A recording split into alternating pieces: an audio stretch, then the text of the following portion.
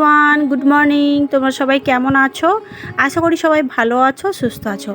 আমি টুম্পা, আমার নতুন একটা ব্লগে তোমাদের সবাইকে অনেক অনেক স্বাগত।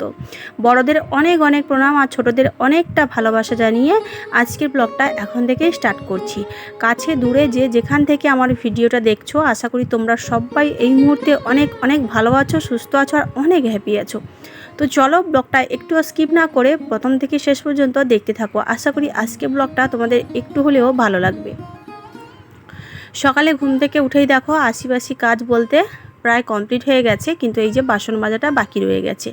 ওই জন্য কিন্তু বাসনটা এখন কলপাড়ে এসে মেজে নিচ্ছি।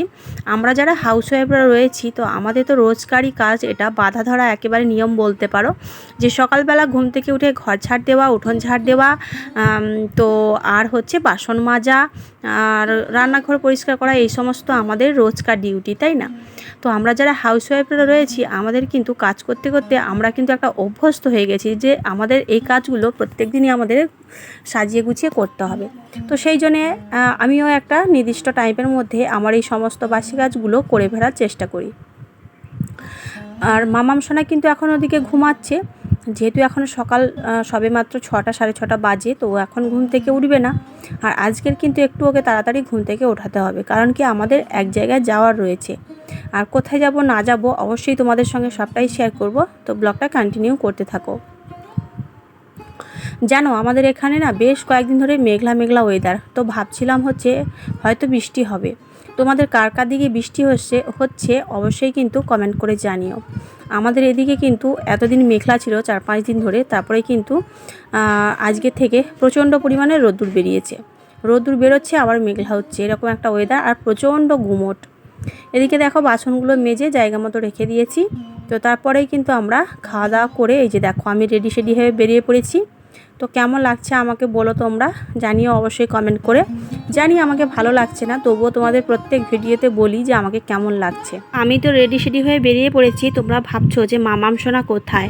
হ্যাঁ, ও কোথায় বলো তো? ও রয়েছে ওর পিসিমণির কাছে। ও হচ্ছে ওকে রেডি করে দিয়েছি, তো ওর পিসিমণির সাইকেলে করে ও যাবে। আর আমার শাশুড়ি মা না 2 দিন ধরে কিন্তু চলে গেছে নেমন্তন্ন বাড়িতে। আমার শাশুড়ি মার হচ্ছে কাকিমা মারা গেছে, তো ওনার হচ্ছে আজকে লোক খাওয়ানো রয়েছে।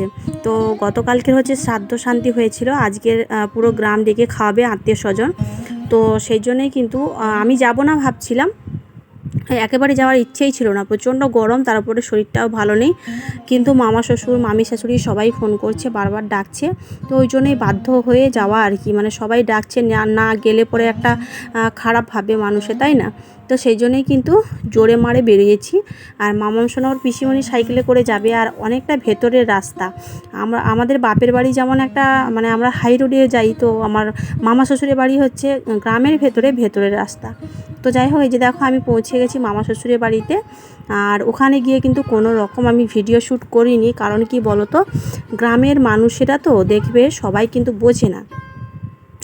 তো সেই জন্যে কিন্তু আর সবাইও সব জিনিসটা পছন্দ করে না, ওই জন্য ওখানকার কোনো জিনিস কিন্তু আমি আমার ক্যামেরা বন্দি করিনি, ঠিক আছে?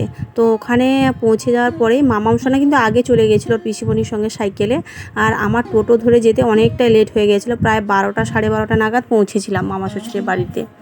আর শাশুড়ি মা তো ওখানেই ছিল, শ্বশুরমশাইও গেছিলো। তো তারপরেই কিন্তু ওখানে খাওয়া দাওয়া করে, তো তোমরা তো জানো একটা নেমন্তন্ন বাড়িতে কী কী খাওয়া হয়, ওই যে ডাল, আলু ভাজা, ভাত, তেতো তরকারি, আর রয়েছিল ওই যে পটল চিংড়ি, মালাইকারি, মাছের ভাজা, দই মিষ্টি, চাটনি, পাঁপড়, এই সমস্তই ছিল। খাওয়া দাওয়ার পরে সমস্ত আত্মীয় স্বজন এসেছিলো, তো সবার সঙ্গে দেখা হলো, ভীষণ ভালো লাগলো। তারপরেই কিন্তু খাওয়া দাওয়ার পরে এই যে বাড়ি চলে এসেছি। দেখো এখন কটা বাজে জানো? এখন পুরো 5টা বাজে। বাড়ি এসে এতটা হাঁপিয়ে গেছি আমি এই গরমের মধ্যে, না সত্যি বলছি, সারাদিনটা শাড়ি পরে যে কী কষ্টে ছিলাম আমি। এই যে দেখো ফিরে এসে এখন শাড়িটা চেঞ্জ করে নিয়েছি, আর একটু ফ্রেশ হয়ে নিলাম, একটু মুখে সাবানটা মেখে নিলাম। মুখটা এত পরিমাণে জ্বালা করছে কি বলবো তোমাদের, তো সেই জন্য একটু সাবান মেখে নিয়েছি। আর এই যে রুমালটাও এখন পরিষ্কার করে নিচ্ছি। আর মামাম সোনা কিন্তু এখনও খেলা করছে, আমার পাশের বাড়ি একটা মেয়ে এসছে, ওর সঙ্গে খেলছে। তো আজকে কিন্তু বাড়িতে কোনো রান্না বান্নাই করিনি, তোমাদের সঙ্গে কোনো কিছুই শেয়ার করতে পারিনি। তো ভাবলাম চলো তোমাদের কি না ভিডিও দিয়ে থাকবো, প্রত্যেক দিনই তোমাদের কিছু না কিছু ভিডিও উপহার দিয়েই থাকি। তো ওই জন্যই কিন্তু দেখো আজকে একটা ছোট্ট করে ভিডিও বানাচ্ছি শুধুমাত্র তোমাদের জন্যে। আর এখানে পৌঁছে দেখো এই যে এখন রুমালটা ভালো করে ধুয়ে নিচ্ছি, তারপরে কিন্তু জল আনতে যাব, টিউবওয়েলে খাওয়ার জল আনতে যাবো। আর সন্ধে ঘরে কাজ তো রয়েছে, ঘর ঝাড় দেওয়া, উঠোন ঝাড় দেওয়া সমস্ত রয়েছে। আর রাত্রিবেলা রান্নাও রয়েছে, তো ওখান থেকে তো খেয়ে এসেছি দুপুরবেলা, রাতেরবেলাও তো খেতে হবে তাই না। তো চলো এখন কাজগুলো ঝটপট করে ফেলি, তারপরে কিন্তু তোমাদের সামনে আসছি। তো ফাইনালি কিন্তু আমি সন্ধে ঘরের সমস্ত কাজ কমপ্লিট করে নিয়েছিলাম।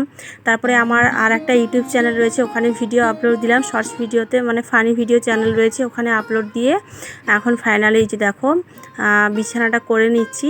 যেহেতু আগে বিছানাটা করে রাখলে পরে রান্না করতে অনেকটাই লেট হয়ে যাবে, কারণ কি আজকে কটা বাজে যেন এখন রাত 9টা বেজে গেছে। তো বিছানা করব, তারপরে সবজি কাটবো, রান্না হবে, অনেকটাই লেট হবে। তো সেই জন্য আগে বিছানাটা করে নিচ্ছি। খাওয়ার পরে না ভীষণ ক্লান্তি লাগে, আর যেহেতু আজকে সারা দুপুরটা একটু পিঠ ঠেকানোর সময় পাইনি বুঝলে, তো ওই জন্যই কিন্তু শুয়ে পড়া মানে ঘুমটা চলে আসবে। সেই জন্য আগে বিছানাটা করে নিচ্ছি। আর খাওয়ার পরে না ভীষণ অস্বস্তি লাগে শরীরটা, তো ওই জন্যই আগে বিছানাটা করে নিচ্ছি। আর মামাম সোনা এখানেই রয়েছে, বসে রয়েছে। আর দেখা যাক রান্নাঘরে যাই, কি রান্না বান্না হবে ঠিক বলতে পারছি না, তবে যাই হোক একটা তো রান্না করতেই হবে। আর পেটের মধ্যে মানে পেট না ভর্তি থাকলে পরে মনটাও ভালো থাকবে না। আর আমার তো বিশেষ করে রাতের বেলা না খেলে পরে রাতে ঘুমই আসে না। তো যাই হোক, আর ওদিকে তোমাদের দাদাভাইয়ের আজকে ছুটি রয়েছে। তোমাদের দাদাভাইও অনেকক্ষণ ধরে ফোন করলো, ভিডিও কল করলো, এই সমস্ত করতে করতেই কিন্তু অনেকটাই লেট হয়ে গেছে, না হলে কিন্তু আমার এতক্ষণে রান্নাটা বসিয়ে দিতাম। আর মামাম গেছিলো ওই বাড়িতে, ও ঠাম্মির কাছে, একটু আগেই এলো, মানে ওই 8:30 নাগাদ এলো বাড়িতে। তো চলো এখন বিছানাটা করে নিয়েছি, আর এখন রান্নাঘরে যাব। এই যে রান্নাঘরে এসেছি, এসেই কিন্তু এই যে এখন সবজিটা কাটতে বসে গেছি। যেহেতু রান্না বলতে দুপুরে তো প্রচণ্ড রিচ খাবার খেয়েছি, তো ওই জন্যই ভাবছি রাতেরবেলা আলু সেদ্ধ ভাত করব আর পটল ভাজা। তো ওই জন্য দেখো এখন সবজিগুলো কেটে নিচ্ছি। আর তারপরে কিন্তু চালটা কিন্তু ধুয়ে রেখেছিলাম বিকেলবেলাতে, যেহেতু সন্ধে হওয়ার আগেই চালটা ধুয়ে নিয়েছিলাম। আর এখন এই যে সবজিগুলো কেটে নিলে পরে রান্নাটা বসিয়ে দেবো।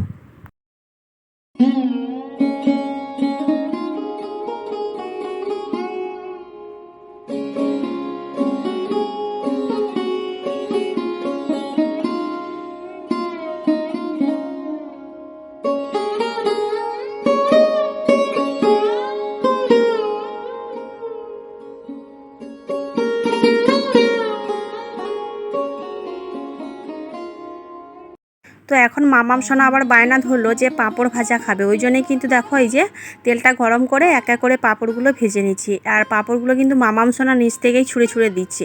এই পাঁপড় ভাজা করার সময় না মামাম কিন্তু কিছুতেই আমার হাতে পাঁপড় দিতে চায় না, ও নিজে থেকেই দিতে চায়। যেহেতু ও অনেকটাই ছোটো আর টেবিলটা অনেকটাই উঁচু হয়ে গেছে, তো সেই জন্য কিন্তু ওর মানে ও দেখতেও পায় না, ওর হাতও পায় না, কিন্তু ও ওর ইচ্ছে করে। তো গ্যাসটা যখন নিচে ছিল ও ভীষণ খুন্তি নিয়ে নাড়ানাড়ি করতো বুঝলে, তরকারি বলো ভাজাভুজি বলো যাই বলো। কিন্তু এখন তো আর পারছে না, আমি বকাঝকাই করি যে এতটা উঁচু হয়ে গেছে, তোমার গায়ে তেল পড়ে যাবে, গা পুড়ে যাবে, এরকম বলি, তো ভয়ের মারে কিন্তু আর ওঠে না। তো সেই জন্যই কিন্তু ও দিচ্ছে একটা একটা করে, আর আমি কিন্তু পাঁপড়গুলো ভেজে নিচ্ছি। তো ফাইনালি কিন্তু দেখো আমার পাঁপড় ভাজা একেবারে কমপ্লিট, পুরো একটা গামলি ভর্তি হয়ে গেছে দেখো। আর এই পাঁপড়গুলো খেতে না ভীষণ ভালো লাগে। আর এদিকে দেখো রান্নাটা কিন্তু আমি বসিয়ে দিয়েছি গ্যাসের মধ্যে। আর যা গরম পড়েছে ভেবেছিলাম না উনানে রান্না করব, কিন্তু না ভালো লাগছে না, যেহেতু সারাদিন ঘুম নেই, তার উপরে রিচ খাবার খাওয়া, আর তার উপরে এই ভ্যাবসা গরম। তো ওই জন্যই কিন্তু দেখো গ্যাসের মধ্যে আজকে রান্না করে নিচ্ছি। না এত গ্যাস শেষ করলে আমার দ্বারা হবে না, আমি কিন্তু মানে আগামীকাল থেকেই উনানেই রান্না করব। আর এদিকে দেখো পটলটা আমি নুন হলুদ মাখিয়ে ভেজে নিয়েছি। আর ফাইনালি কিন্তু আমাদের খাওয়ার রেডি হয়ে গেছে, আলু মাখা আর হচ্ছে তোমার পটল ভাজা। এখন আমরা খেতে বসেছি, এখন বাজে রাত 10:30। তো চলো আজকে ব্লগটা তোমাদের কেমন লাগলো অবশ্যই কিন্তু তোমরা কমেন্ট করে জানাবে। আর ভিডিওটা যদি তোমাদের ভালো লাগে ভিডিওতে একটা লাইক করো, কমেন্ট করো, আর ভিডিওটা ভালো লাগলে শেয়ার করে দিও। আর যারা এখনও আমার চ্যানেলটা সাবস্ক্রাইব করোনি তোমরা প্লিজ আমার চ্যানেলটা সাবস্ক্রাইব করে নাও, পাশে থাকা বেল আইকনটা অন করে দাও। টাটা।